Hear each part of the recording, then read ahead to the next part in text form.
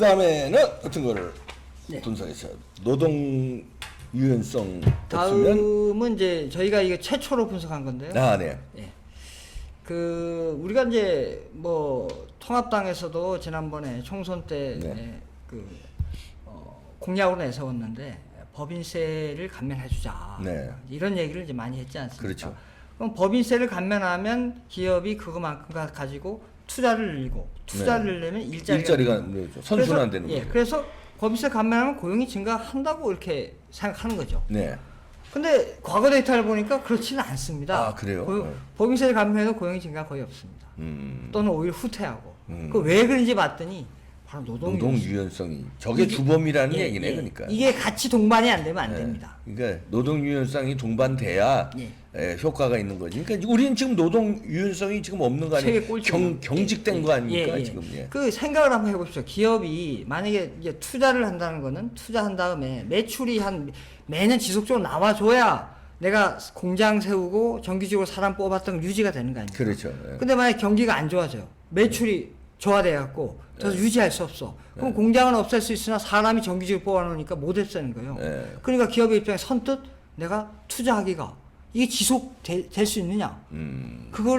그게 보장이 안 되면 투자를 선뜻 못 하는 겁니다. 그럼 만약에 경기가 안 좋았을 때 사람을 해고하고 경기가 좋으면 사람을 더 많이 뽑고 그러면 투자를 쉽게 그렇죠. 하겠죠. 예. 근데 이게 안 되니까 노동성이 안 되니까 그걸 못 하는 겁니다, 선뜻. 네. 자, 그런지 한번 분석한 결과를 보겠습니다. 보여드리겠습니다. 다음. 이게 이제 며칠 전에 저희가 문화일보에도 나왔습니다. 네. 크게. 그래서 그 관련 기사 내용에 대해서 네. 좀 설명드리겠습니다. 네. 다음.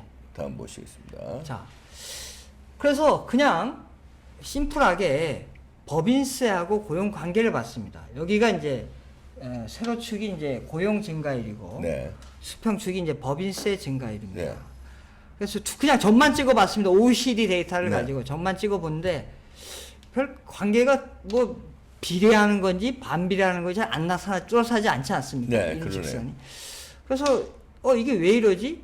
그래서 이거를 다음 노동 유연성 수준에 따라서 쪼개봤습니다.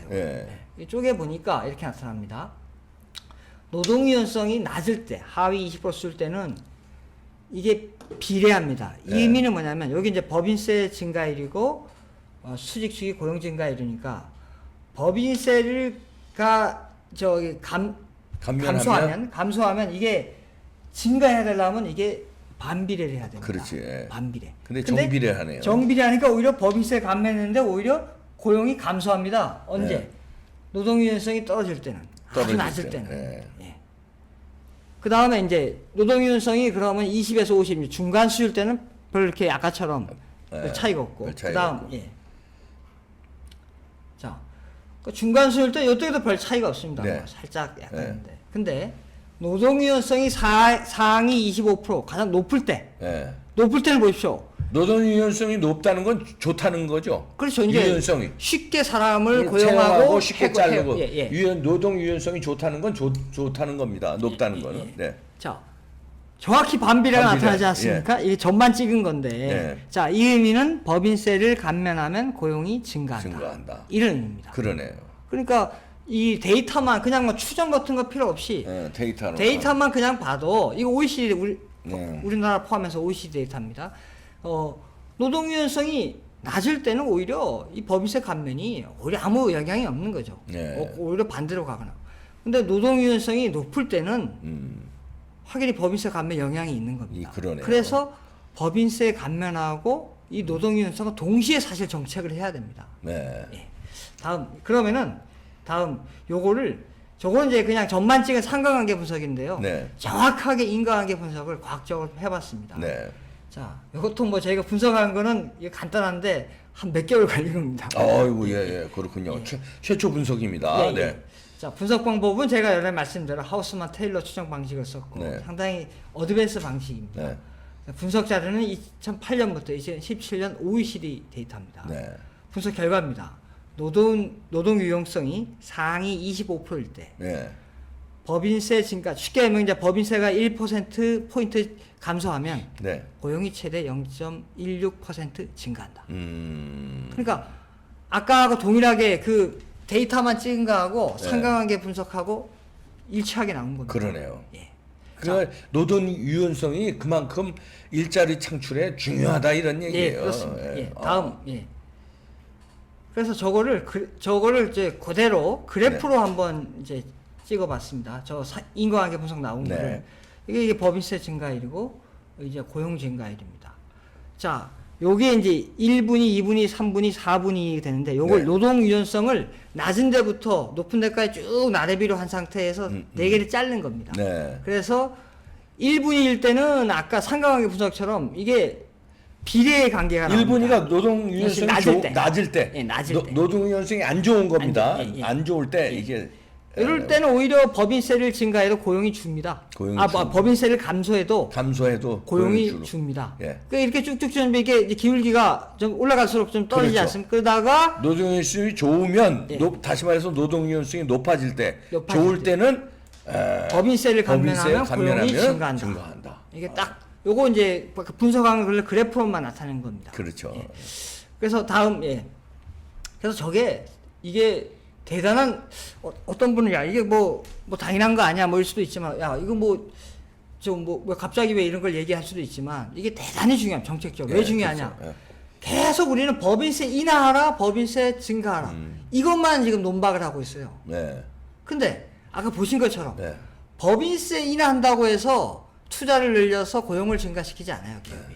그게 결국은 노동 유연성. 동시에 노동 유연성이 확보되지 않으면 정책을 병행해야 된다는 거예요. 네. 이거 통합당 잘 보십시오.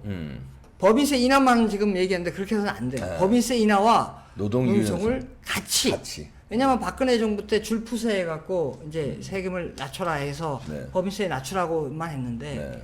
같이 해줘야 됩니다. 그래서 왜 그때도 비판이 있었어요. 법인세 낮췄는데 고용 안 들지 않느냐. 그래갖고 사실은 뭐 소득주 성장 나온 것도 있는 네. 거거든요. 거기에서는 반쪽만 했다. 양쪽을 다 해야 된다. 그러네요. 되게 중요합니다. 네. 자, 얘가 있습니다. 프랑스 정부의 마크롱 정부가 얘입니다. 이 마크롱이 들어와서 법인세 인하와 노동 유연성 제고를 동시에 했습니다. 그렇죠. 그래서 2019년도에 최저 실업률을 달성했고 2015년부터 2019년까지 약 90만 명의 신규 채용을 엄청나게. 그 지금 마크롱이 아주 인기잖아요. 지금 인기가 마크롱하고 문재인 정부하고 비슷합니다. 네. 비슷한 시기에 올라섰는데 마크롱은 프랑스를 말하자면 이렇게 좋게 변화시켰고 문재인 정부는 대한민국을 이제 이런 쪽에서 후퇴시켰고. 그렇죠. 차이가 있는 겁니다. 이게. 문재인 정부는 법인세를 인하한 게 아니고 인상을 했죠. 노동 유연성 악화됐고. 그러니까 정반대로 한 거예요. 예. 마크롱하고. 예. 자, 다음 올려보시면. 그래서 노동 유연성을 확보하기 위해서는 고용 및 해고 경직성을 완화하고 근로 조건에 대해서 개별 기업의 재량권을 보장해야 됩니다. 자, 예를 들어 보겠습니다. 마크롱은 고용 및 해고 규제를 완화했습니다. 네. 그 다음에 근로협상 권한을 산별노조, 그러니까 산별노조라는 거는 같은 산업 내에서의 노조. 그렇죠. 거기에서 이 근로협상에 관한 권한을 개별 노조로, 네. 그러니까 기업에 있는 그 노조로. 그럼 다시 말해서 이제 민노총이라든지 아니면 금융노조 이렇게 산별 노조에서 그게 아니라 이제 각 기업들 그러니까 뭐 노조. 국민은행들 이렇게 따로 이렇게 개별 노조. 그 노조한테 권한을 주니까 기업의 입장에서는 그 노조하고 이렇게 협상을 하면 되니까 훨씬 더 재량권이 개별 기업의 재량권이 보장됐죠. 네. 이거 프랑스 정부 한 겁니다. 네. 그래서 우리도 이렇게 이렇게 해야 된다라고 생각합니다. 그러네요. 이게 시급한 문제입니다. 그런데 이 정부는 이제 이렇게 못하죠. 왜냐하면은 산별노조뿐만 아니라 그냥 민노총의 그 지배를 받는 또 응원을 받는 정부이기 때문에 이렇게 할 수도 없고 거기에 끌려갈 수밖에 없으니까 노동 유연성은 계속 악화할 수밖에 없고 경직될 수밖에 없고 그 목소리가 노조의 목소리가 크니까 당연히 노동 유연성은 경직되고 그러다 보니까 또 거기다가 법인세까지 인상을 해가지고 그러니까 이제 민간 보고 야 고용 늘리라 했는데 이런 문제가 있으니까 안 느는 거 아닙니까? 그렇죠. 노동 유연성이 없으니까. 그러니까 어떻게 하냐 정부에서 공무원 늘리는 겁니다. 그렇죠. 공무원 늘리는 거죠. 정부 돈으로 그냥 숫자라도 늘려놔요. 그리고 공무원 늘려놓으면 그 계속 자기 표밭이 되는 거거든요. 한번 늘려놓은 공무원은 문정부 때 취직했는데 예. 고마운 정부니까 그 계속 좌파를 찍는 거예요. 지난번에 보신 것처럼 거기다 공무원 노조가 또 이 정부 들어서 많이 쓴 거예요. 그러니까요. 그러니까 국민 세금으로 민노총 배불리고 공무원들 배불려서 내 편들 우군들 확실한 우군들 확보하고 국가 재정은 뭐 악화되고 그다음에 실업률 악화되고 그건 상관 안 하고 내 친위 부대만 많이 늘리면 되는. 근데 내 돈으로 늘리는 게 아니라 국민 세금으로 늘리니까. 그렇죠. 야, 국민들만 죽어나는 겁니다. 노동자들만 죽어나는 거고요. 네, 오늘도 아주 깔끔한 분석이셨는데요. 나정주 박사였습니다. 파이터치 연구원장이시고요. 나정주 TV도 많은 관심 부탁드립니다. 네, 고맙습니다. 감사합니다. 네, 뭉칩시다. 네, 이거 엉터리 이대로 몇 년 더 가다가는요, 우리 완전 폭망합니다. 지금도 뭐 망해가고 거의 망한 직전인데, 지금이라도 빨리 국민들이 정신 차려서 되돌리지 않으면요, 그땐 too late, 늦습니다. 베네수엘라처럼요. 이미 뭐 베네수엘라처럼 정책을 쓰고 있으니까요. 결과는 뻔합니다. 네, 정신 똑바로 차립시다. 네, 마치겠습니다.